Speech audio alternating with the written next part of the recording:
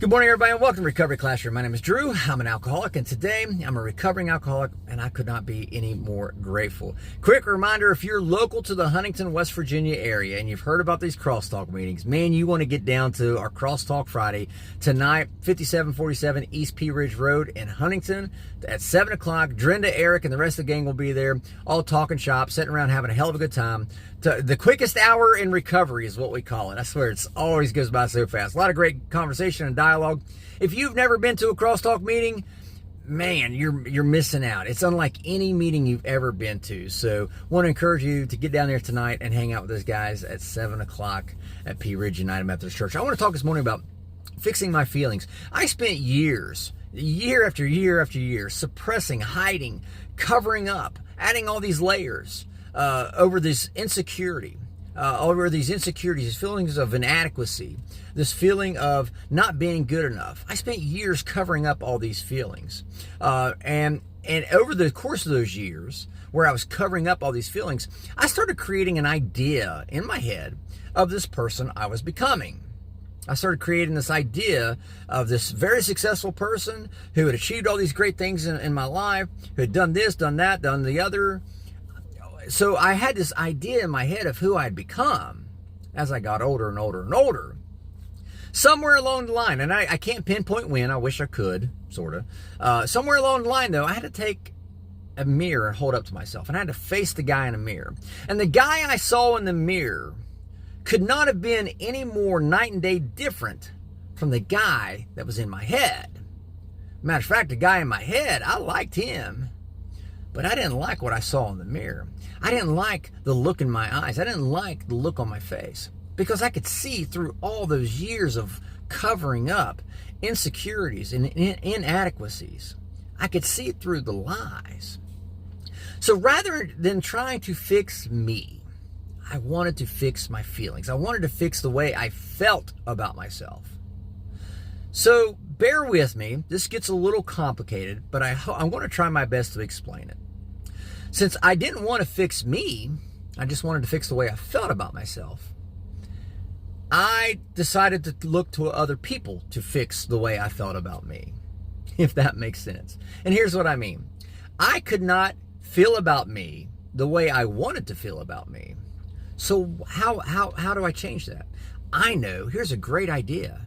I will go make somebody else feel good about themselves so they will in turn do something or say something to make me feel good about me.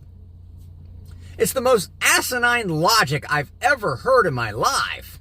My God, I get confused just saying it. So since I couldn't feel about me the way that I wanted to feel about me, I would go make somebody else feel good about themselves so they would in turn make me feel about me the way that I could not make myself feel about me.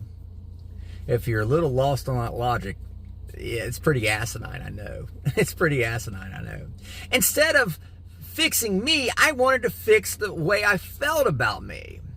And no wonder I failed time and again at trying to control my drinking. No wonder I failed miserably time and again at trying to control my life. Because I couldn't control how I felt about me. Hell, I couldn't even fix me. I was more interested in fixing my feelings rather than fixing me. And so I would go off and do something nice for somebody else. And they would in turn go, gee, thanks, Drew.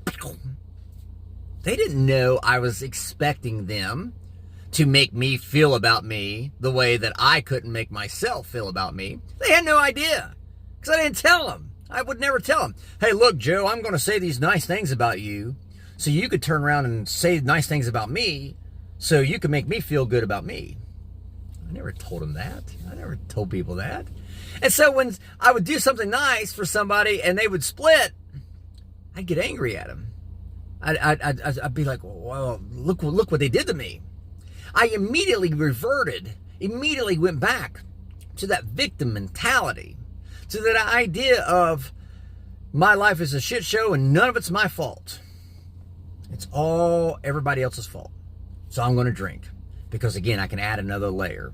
I can hide another layer of inadequacy. I can hide another feeling of not being good enough. I could hide another insecurity. At the end of the day, I was focused on the wrong things.